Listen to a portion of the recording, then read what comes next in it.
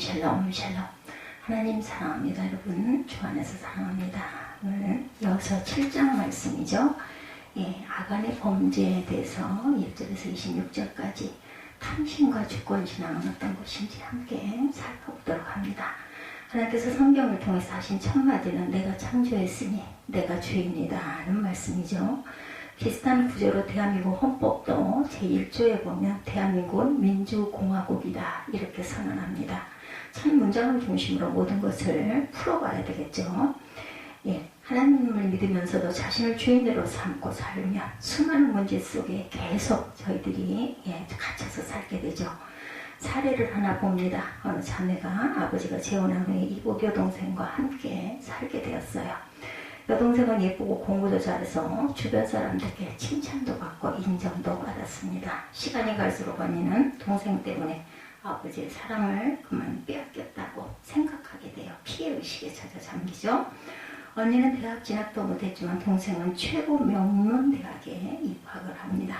언니는 동생이 다니는 학교에서 동생의 옷과 책을 들고 신분을 속이고 미팅을 하다가 동생에게 발각이 됩니다. 동생이 자신의 옷을 입은 것을 보고 화를 내자 언니는 그 옷을 찢고 가출을 해버렸어요. 그 후 연락을 단절하고 살다 결혼을 해서 자식을 낳고 살던 중 길에서 우연히 이복 동생을 만나 지방대학교의 전임 강사라는 명함을 받게 됩니다. 언니는 치과에 가서 치료를 받으면서 몇 차례 얼굴을 본 남성으로부터 데이트 신청을 받았어요. 그녀는 데이트를 하며 동생에게 받은 명함을 주었고 마침내 결혼을 하고 혼인신고를 동생 이름으로 합니다. 그녀는 데이트를 하면서 동생에게 받은 명함을 가지고 완전히 사기 행각을 일으킨 거죠. 그것을 알게 된 동생은 자신도 모르게 혼인을 하게 된 것을 기회로 호족상 남편의 부동산을 담보로 융자 카드를 발급받고 후에 언니의 남편과 불륜 관계로 발전하게 되죠. 첫 번째 남편도 이 사실을 알게 됐어요. 잘못된 마음의 병은 문제를 이렇게 만들어냅니다. 한번 거짓을 하다 보면 계속해서 거짓말을 안 할 수가 없어요. 그 거짓말에 잡혀서 또 다른 거짓말을 만들어내죠. 하나님을 주인으로 인정하지 않고 신앙생활을 하면 위선에 빠지게 됩니다. 하나님을 주인으로 섬기시기를 주님의 이름으로 축복합니다. 유명한 아이성 공격에 실패한 요인이 무엇이라고 생각하십니까? 그 핵심 요인이 바로 우리의 실패 요인이기도 합니다. 말씀을 통해서 하나님의 음성을 들으시기 바랍니다. 여리고성은 약속대로 무너졌고 정복을 했습니다. 여리고성을 정복하기 전 여호수아는 6장 10절에 너희 입에서 아무 말도 내지 말라 외치라 하는 날에 외칠지니라 하고 백성들에게 명령을 했죠. 우리는 이성적으로 매우 잘 훈련받은 사람들입니다. 이성은 세상의 이치와 일치하기 때문에 이성적인 사람은 세상에서 관심을 끌게 되고 훌륭하게 성장하게 되고 대개는 성공하기도 하죠. 그러나 이성은 신앙과는 거리가 멀 때가 많습니다. 만약 여리고성을 돌면서 말을 했다고 가정하면 이성적으로 판단한 말들을 했을 것이죠. 그 결과는 여리고성은 무너지지 않았을 겁니다. 명심해야 할 것은 옳은 소리가 하나님의 일을 망가뜨릴 때가 많다라는 것입니다. 틀린 소리가 아니라 옳은 소리도 지속적으로 발설함으로 다시 광야로 돌아가야 할 상황을 만들 수 있다는 것을 명심하십시다. 여리고성을 정복한 여호수아는 아이성을 정탐꾼을 보내죠. 정탐꾼들이 돌아와서 보고하기를 백성을 다 올라가게 하지 말고 2~3천 명만 올라가서 아이를 치게 하소서. 그들은 소수이니 모든 백성을 그리로 보내어 수고하지 마십시다 라고 말하죠. 여호수아는 아이성 정복을 위해서 정탐꾼들의 제안대로 3,000명 정도를 파병했지만 결국은 적에게 등을 보이고 도망을 하고 36명이 죽음을 당합니다. 공격 실패로 인하여 백성들의 마음이 녹아 물같이 되어버렸어요. 단결했던 마음들이. 여호수아는 하나님께 아이성 공격 실패로 가나안 원주민들이 자신들을 포위하고 공격할 것이고 그렇게 되면 우리는 이름을 이을 자도 없이 세상에서 끊어질 것이고 하나님의 이름도 땅에 떨어질 것이다. 이렇게 간절하게 기도를 합니다.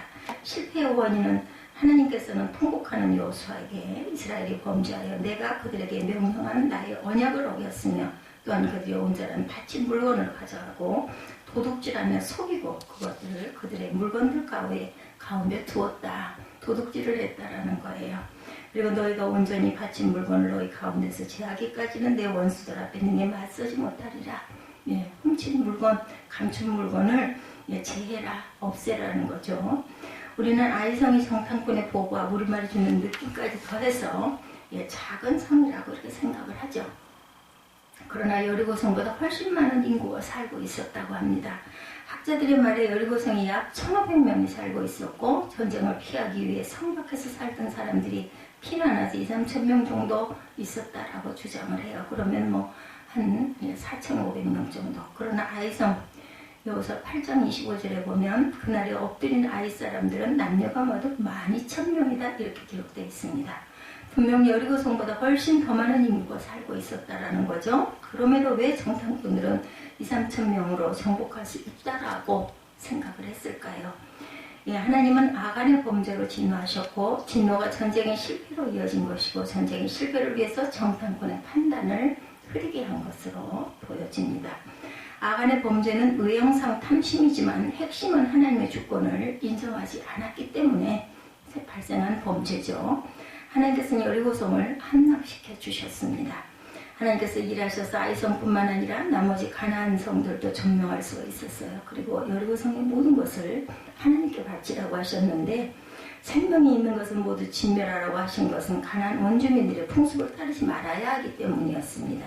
그리고 목축업을 하던 사람들이 농경생활을 하면서 비와 풍요를 제공하는 바알을 따를 수밖에 없었기 때문에 하나님께서는 애국에서도 홍해에서도 광야에서도 가나안에서도 역사를 하시죠.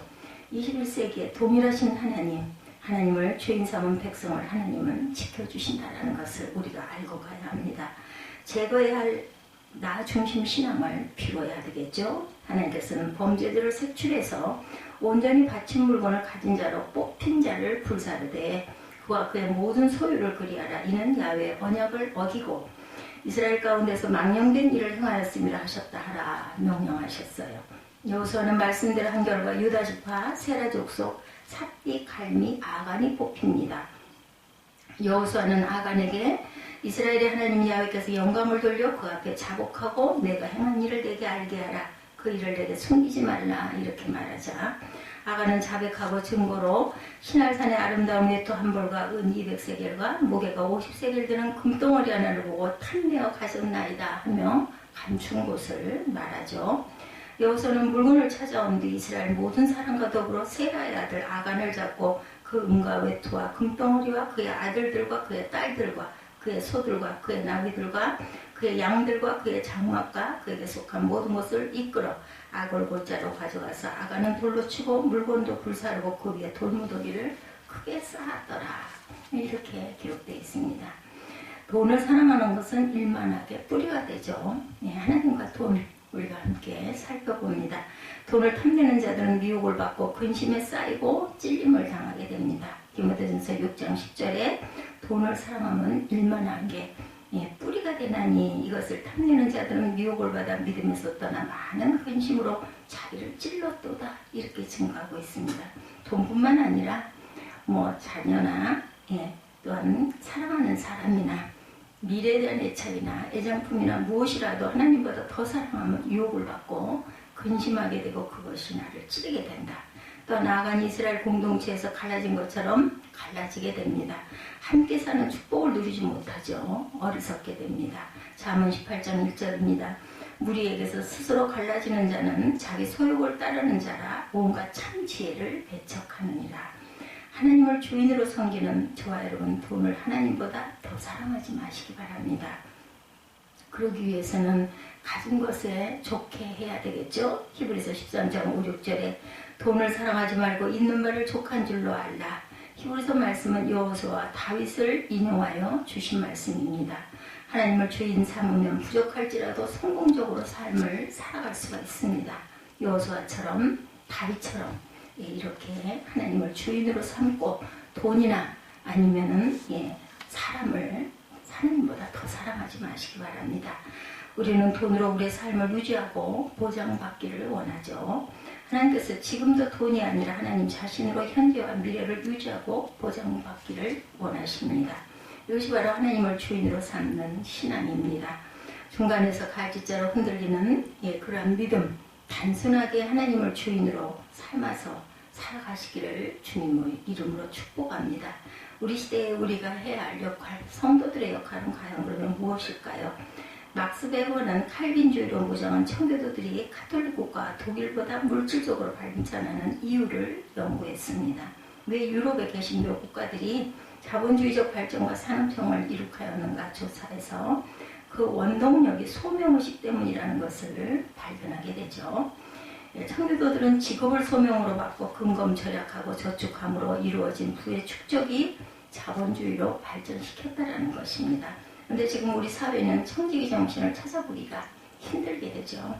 왜 돈을 벌어야 하는지에 대한 목적은 상실되고 재산 축적만을 추구하고 갑니다. 자본주의는 새로운 제품을 개발하여 끝없이 소비하게 하죠. 제로섬 게임이 벌어지게 합니다. 각종 환경을 파괴하고 끝없는 욕심을 따라가다 보면 우리는 하나님을 주인으로 삼기 어렵습니다. 우선순위를 분명히 하시기 바랍니다. 성상의 하나님이 주인이시죠? 네, 하나님이시면 된다는 믿음으로 자본주의 정신을 회복하시기를 주님의 이름으로 축복합니다. 왜 돈을 벌고 불려야 하는지에 대한 목적을 잃고 그저 돈을 벌기 위해 끊임없이 애쓰는 현실만이 존재하는 그러한 시대, 우리는 다시 한번 하나님 중심으로 일어날 줄 아는, 하나님으로 족할 줄 아는 그런 믿음, 온전한 믿음, 그리고 우리의 우리의 생각과 사고를 세상적인 사고에 맞추지 않고 하나님께서 하시면 안 될 것이 없다라는 그러한 믿음으로 눈길을 돌리시기 바랍니다. 우리는 자본주의 출발점으로 돌아가 자본주의 정신도 회복하시기를 축복합니다. 유명한 성경 구절이죠. 빌립보서 4장 13절, 내게 능력 주신 자 안에서 내가 모든 것을 할 수 있느니라는 말씀도 하나님을 주인으로 삼으니 돈이 많거나 적어도 살아갈 수 있다라는 말씀이죠. 하나님을 주인으로 삼아서 자신을 구원하시고 시대를 구원하시고 또한 자녀들을 온전한 길로 인도하시는 그러한 축복이 있으시기를 주님의 이름으로 축복합니다. 기도하시겠습니다.